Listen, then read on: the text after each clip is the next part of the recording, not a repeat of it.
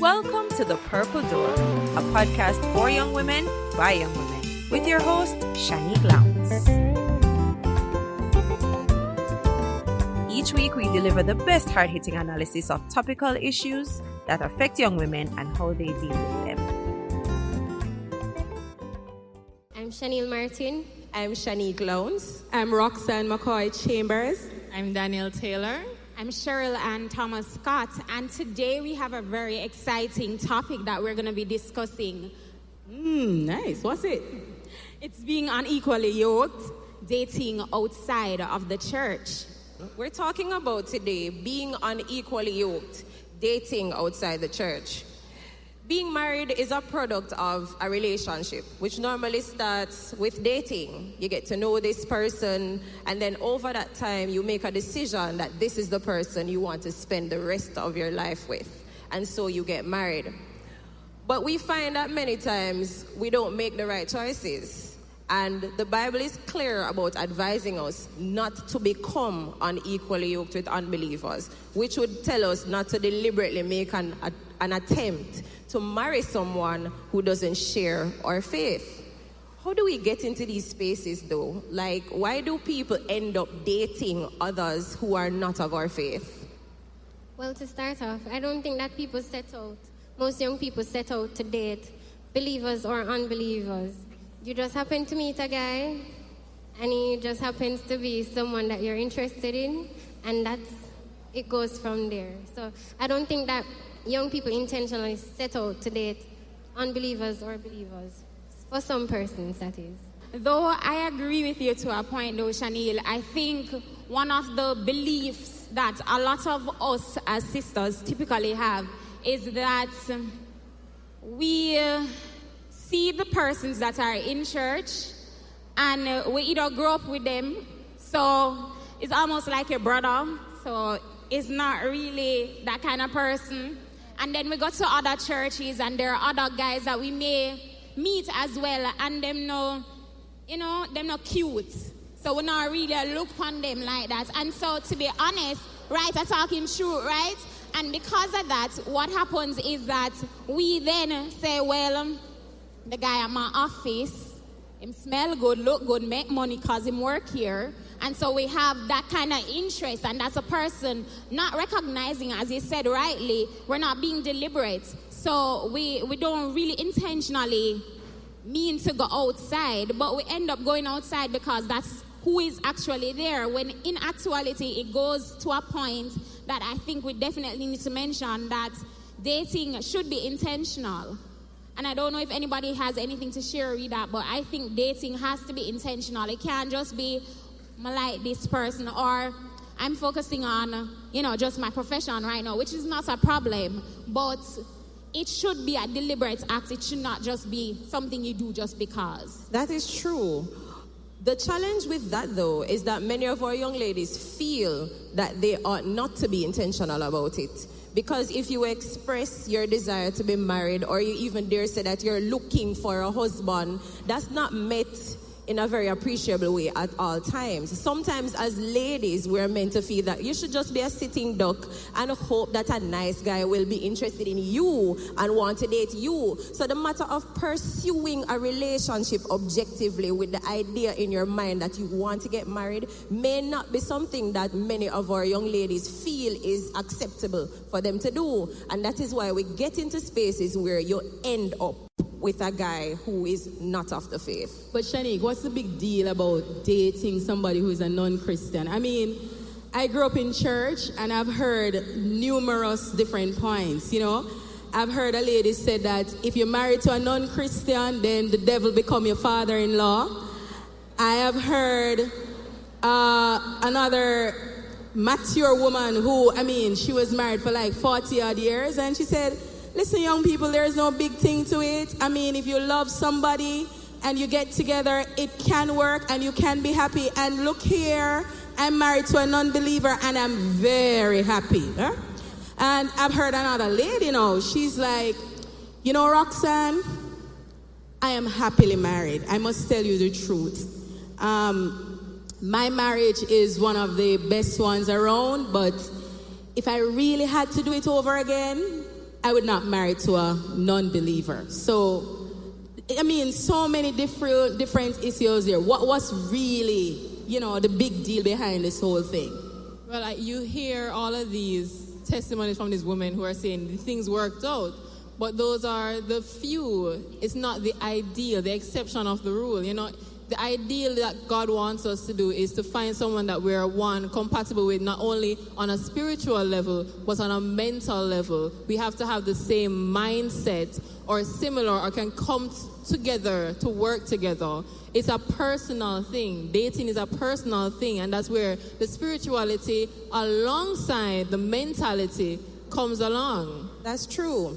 When we discuss an issue like this, it causes many people to feel all kinds of emotions, because in our churches, when we have these discussions, when we table these discussions, there are women who are married to unbelievers. There may be young women who are dating unbelievers. And so you find that you start to feel like, so I must just leave my husband now, or I should just leave my boyfriend now. The truth is, if you are already married to someone who is not of the faith, it may have been that you were not of the faith and you joined the faith, your husband hasn't joined you, so he is an unbeliever. The point is not to end the marriage. That's not how we apply the text.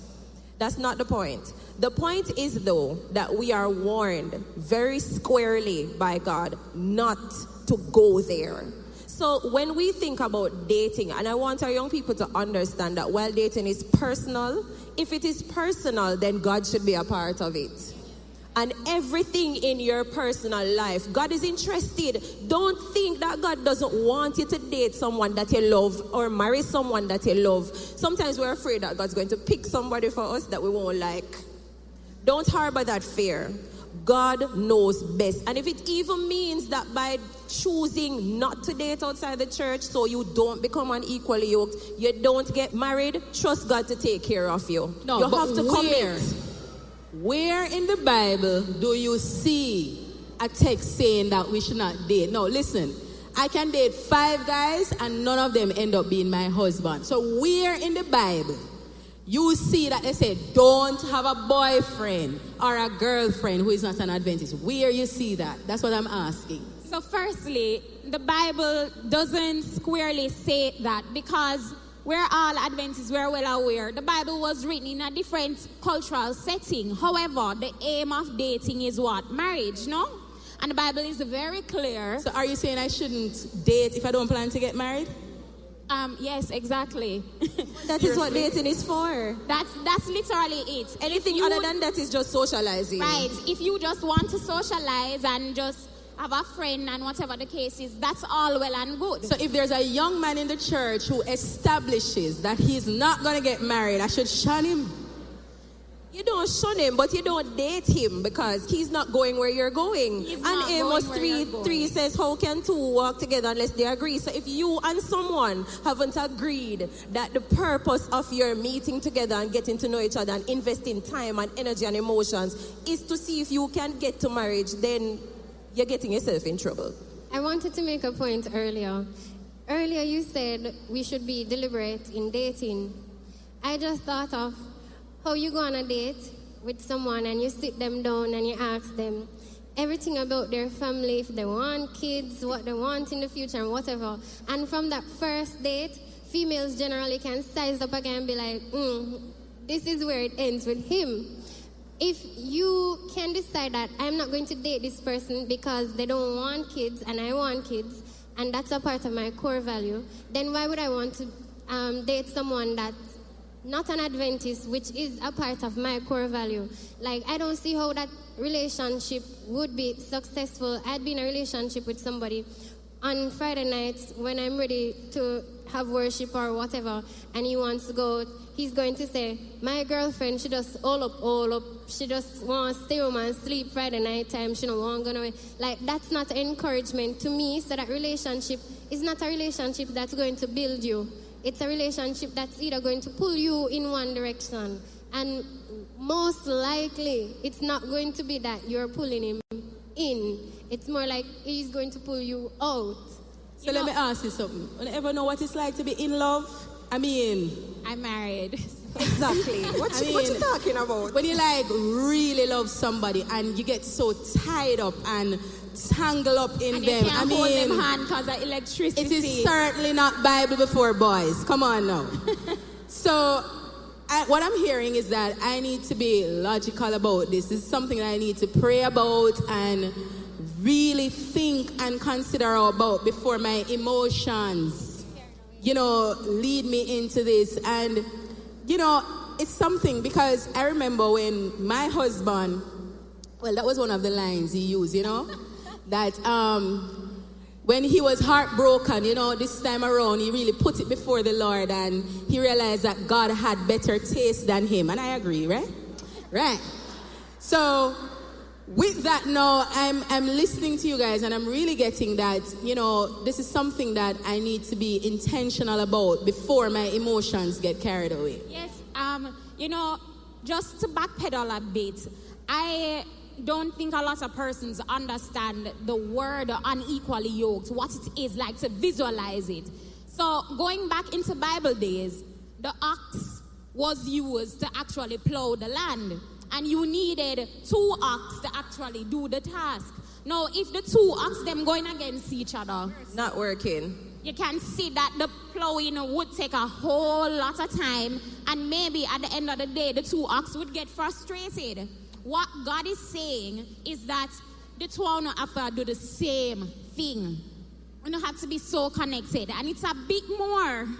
Just to throw a bit of a spin into it, it's a bit more than me and him are both Adventists. It's a bit more than that because the 2 of us can be brought up in the church and we have completely different views. That's another story. Or, truth, right? Truth. Or I came in the church and I grew up in the church. He came in after he had already done the world. Mercy. Yes.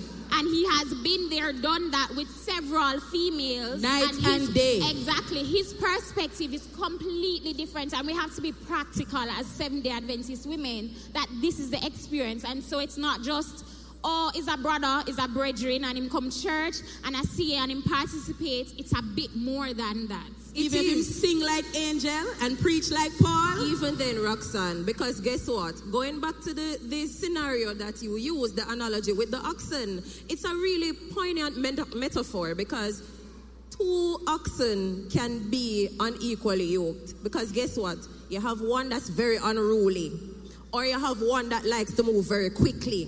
And you put another one beside it that is kind of slow and, laid back and just want to stop and eat grass every minute. The field is going to take very long to be plowed. So even with the 2 oxen, you're trying to yoke them together. If they're not cooperating with each other, moving at a similar pace, going in the same direction, you're going to have a problem to get your field plowed. So we have to establish that not because a young man wears the brand SDA means that he's automatically a suitable pick for you. So that the truth is, and I'm getting a response, you have to, when it comes down to the nitty-gritty, and I said, everybody a date becomes a part of your life. And those of us who are married can think of relationships we've been in that have left scars or lessons that we carry. So before you get your emotions and your time and your energy and your affections tied up in this person, because as Roxanne said, being in love, serious business, you must allow God to guide the choice that you make. This segment of our discussion is going to carry some more technical issues as it relates to the relationships that sometimes happen when we're not deliberate in who we choose. Now, Chanel spoke about being pulled away from your faith by a young man who doesn't share it. And that is a reality, and we accept that that is the likely, result of dating someone outside of the church. One thing that happens to some of our young ladies, though, is that when they realize this relationship has to end, it's a time of confusion for them because not only are you emotionally invested, some of us get physically invested. Yes, Shanique, that's something I definitely want us to touch on. There are a lot of us that may think that because I'm in this relationship and we've been together for years, and if we're being honest, we may have sexual interaction with this individual. Cheryl, you mean buck your toe. Right, you buck your toe and you're sexually involved with this person. It must mean, because me brought up in a church, said the person where I might have sex with have to be the person that I get married to. Yeah. And so, is it then we're saying, if you're not equally yoked with this person, you have had sex with this person, and you realize that you really shouldn't go anymore, that it doesn't equate marriage, and you have to be willing to step away from that. You have to know that it's okay to step away from it. You can do it. It can be done. If you are in a position that you realize God doesn't want you in, leave it. I read a meme once that said, don't read boring books. If you find yourself in the wrong story, leave. Ladies, if you are dating a young man, even a young man in the church, and you realize, you've come to the realization that this is not the relationship God wants for you, even if you have been involved sexually, you can leave it and move on and regain the purpose that God has for you. Don't allow yourself to get trapped. Don't get trapped in that yoke. And what is the word? What is that set word that will actually be restored to you? Your chastity? Yes, your chastity can be restored. You can reclaim it. Listen, we talk about the blood of Jesus, and we talk about God's love for us and his ability to forgive us. You must believe as a Christian that he's able to do this for you in this situation. And you know something, Shanique, in talking to persons, I've realized that a lot of young ladies' first sexual experience was not something that they initiated or wanted. You know, some people get carried away and some were actually forced. True. And to tell you the truth, you know, growing up in my church, which was very strict, you know that, Cheryl. And for the most part, I felt as if, boy, I have to be a virgin for my husband. So if you're the first one, I mean, even if you're not the one, I just have to just hook up with you, you know? But I'm telling you, I have seen young ladies who have had children before, and they are married and living beautifully. You know, it's just the power of God to really transform your life, you know? And I don't believe you must be a slave to anyone. You know, don't go back. You know, set yourself free, because God can redeem you, restore you, and allow you to live abundantly, exceedingly than you can ever even think or ask of. That's God. Yes, girl. Amen. And I wanted to just, you know, with that, it's powerful, but to just go back a bit. How are we dating as Christian and as believers? Are we dating according to the social standards set before us, or are we dating according to God's law and God's teaching? That's a very good point, because one of the reasons we end up in relationships with unbelievers and it doesn't ruffle our feathers, especially in the initial stages, is because we don't date properly. Many of us don't realize that dating has to be a very deliberate process. It's really about getting to know the person, and you have to try before you get to know the person. Exactly. That's exactly where I was going. You have to talk. And it sounds surface level, but there is so much you can learn about someone just by talking. And you have to be in a position to have a vision of what you want for your life, where you want to go, and pull that out of the other person. It's a sharing, you know, and it's not a matter of sharing physically. You have to knock heads. You have to match the intellects. You have to share the views on the real issues of life. Because when the physical start to get in the mix and the emotions get worked up, you know. It stop working. Everything man. crashes. Stop. So you have to, we're not dating properly. And if we really were to spend some time, and if we were afforded more guidance, loving guidance, don't say to the young lady, go focus on your book, you know, for think about man. It's a natural part of life. We need to be at a place in our church, in our society, where we offer guidance to our young people. Hold them hand and say, okay, step here so. Don't go there so. There must be somebody you're accountable to, that you can say, you know, I was talking to my boyfriend and this happened. Who you can trust, who won't say to you, you're crazy, how you must do that? Lord have mercy. They will just say to you, okay, that has happened. just try to keep that, as something that doesn't happen again, whatever. If we have more of that, our young people will get into less trouble. So what you're saying is that just as how a marriage needs a community and parenting needs a community, dating needs a community. We don't want to be in dark corners and run on the mango tree and hide out at the mall and everything. We want the senior people to take us home for lunch, to talk to us. But let me tell you something. I love those ladies. They used to tell you, sit down here, so, Roxanne, because you don't know what a clock a strike. Marriage have teeth. I say, what you talk about, But it's true. And you have to make sure it says some sane teeth or it will bite you. You have just listened to part 1 of a 2-part program. Join us next time as we continue our discussions.